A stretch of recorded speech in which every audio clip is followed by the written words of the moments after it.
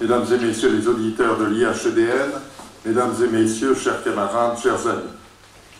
C'est un honneur pour moi d'ouvrir un colloque où se retrouvent tant et tant de hautes personnalités.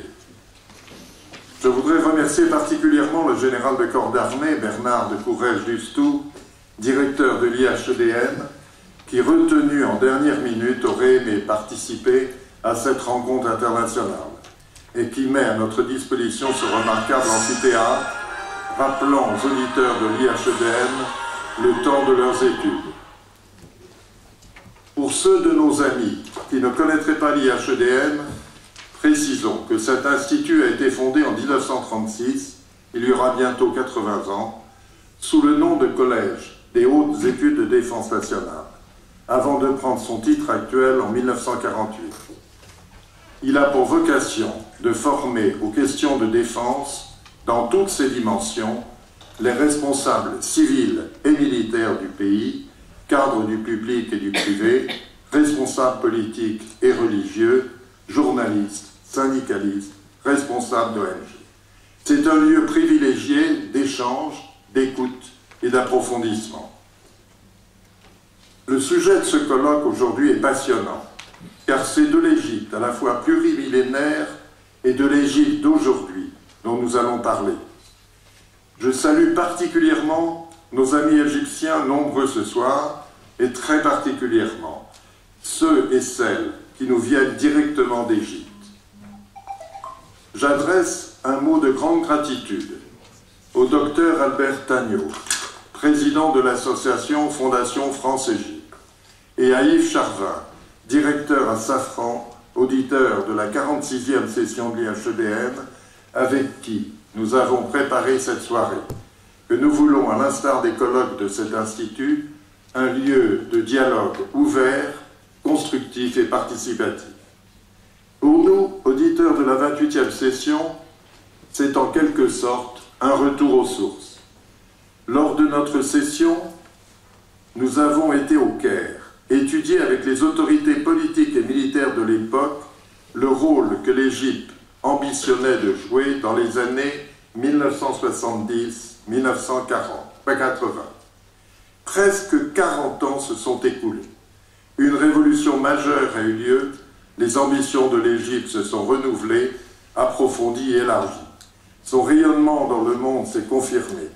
Il convient ce soir de mieux saisir les conséquences de cette révolution. C'est pour cette raison que cette réunion se tient ici à l'école militaire, à l'IHEDN, car ce fut dans ce cadre que nous avons approfondi notre connaissance de l'Égypte, au-delà de ses richesses archéologiques millénaires, de son histoire et de son exceptionnelle civilisation.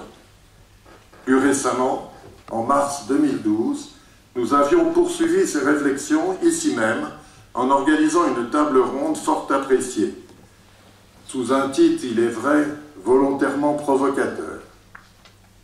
Le peuple égyptien entre deux dictatures.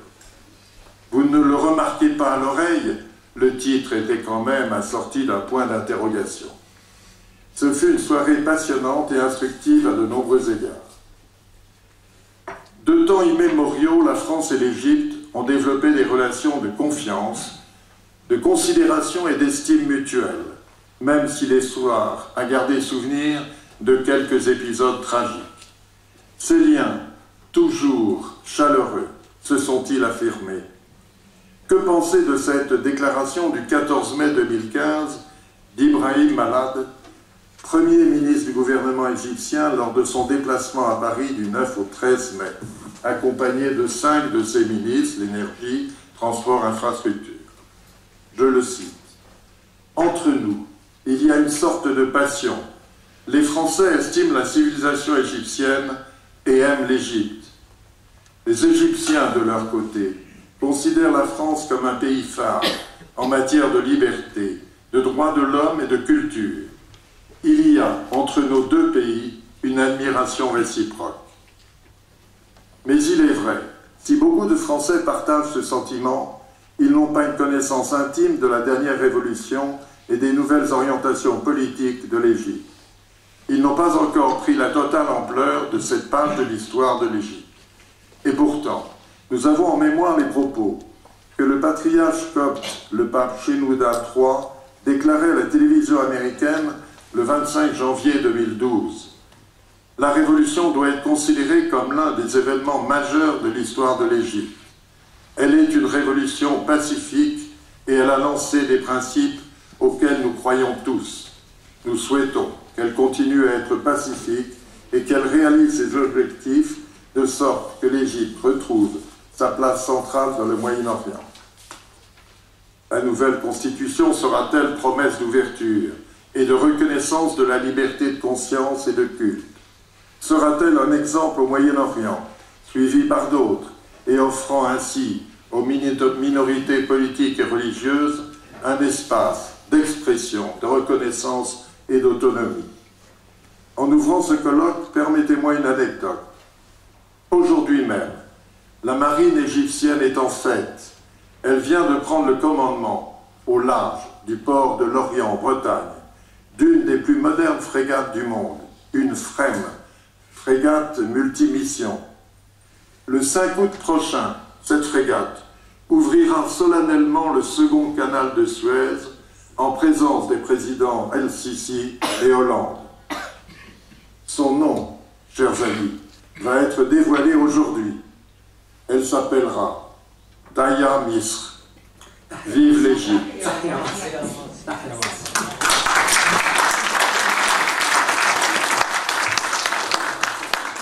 Prononcez mieux que moi. Allez, chers amis, à vous. Présentez vos équipes.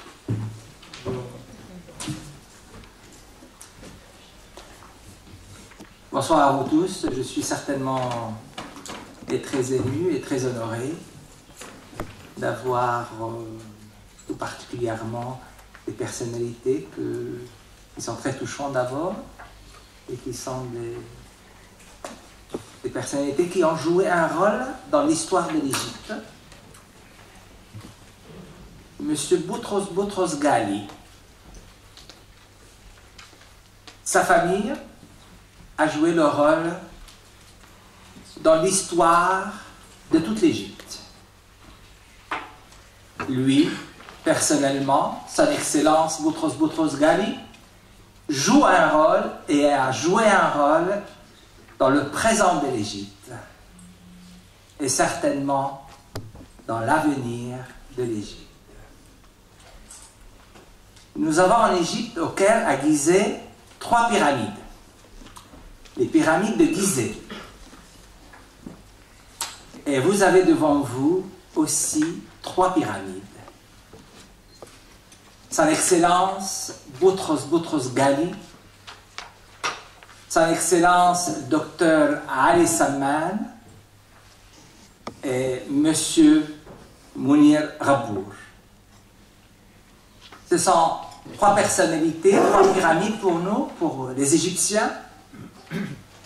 Monsieur Rabour est dans l'économie, dans les finances, dans l'hôtellerie, dans les voitures, dans beaucoup de domaines qu'il me faut des heures et des heures pour citer dans le domaine où il a excellé. Le docteur Ali Salman, excellent négociateur. Grâce à lui, nous vivons en paix au Proche-Orient et peut-être, sans exagérer, c'est lui qui a constitué la paix dans le Proche-Orient et peut-être aussi dans le monde. Grâce à sa diplomatie très très fine. Il a été, la main droite, le conseiller du président Sadat. Et grâce à son intelligence, grâce à ce qu'il a pu donner de lui-même et de ses négociations avant que Sadat arrive en Israël, il a beaucoup travaillé. Je ne veux pas être indiscret, mais je pense qu'il a été bien avant Sadat pour préparer le terrain de la paix avec Israël et avec tous nos voisins. Monsieur Ali Salman a parcouru un chemin extraordinaire avec le dialogue islamo-chrétien. Et c'est un dialogue vous considérez tous qu'il n'est pas facile, il n'a pas été facile et il n'est pas encore facile. Mais il a travaillé au fond de son cœur, de lui-même, pour qu'il y ait cette rencontre, cette sublimation, pour qu'il puisse en voir la paix entre l'Égypte et ses voisins. Alors, quoi dire de son Excellence Boutros Boutros Ghali? Mettez tous votre main sur la montre. J'ai besoin de 3 heures pour parler de son Excellence Boutros Boutros Ghali. Vous me permettez d'avoir ce temps. Professeur d'abord à la faculté du Caire, où il a excellé de donner à des élèves et des générations dans le domaine de la politique, dans le domaine de toutes les sciences politiques, diplomatie. Ensuite, il a créé la francophonie. La francophonie qui n'était pas très connue pendant notre génération, mais grâce à son Excellence Boutros Boutros Ghali, la francophonie est devenue même, il y a à un moment donné, un ministère de la francophonie. Vous voyez jusqu'à quelle image M. Boutros Boutros Ghali est en train de nous a donné et va toujours nous donner. Ensuite, le top de top, sans parler des autres échéances, des autres postes, secrétaire général à l'ONU. Quelle belle image de l'Égypte! Quelle belle image du Proche-Orient! Quelle belle image pour tout le monde! Alors, comment il a fallu faire pour négocier des choses très difficiles avec les Américains. Mais il a été le top. Il a excellé comme d'habitude avec sa diplomatie, avec ses mots, avec ses négociations. Son Excellence Boutros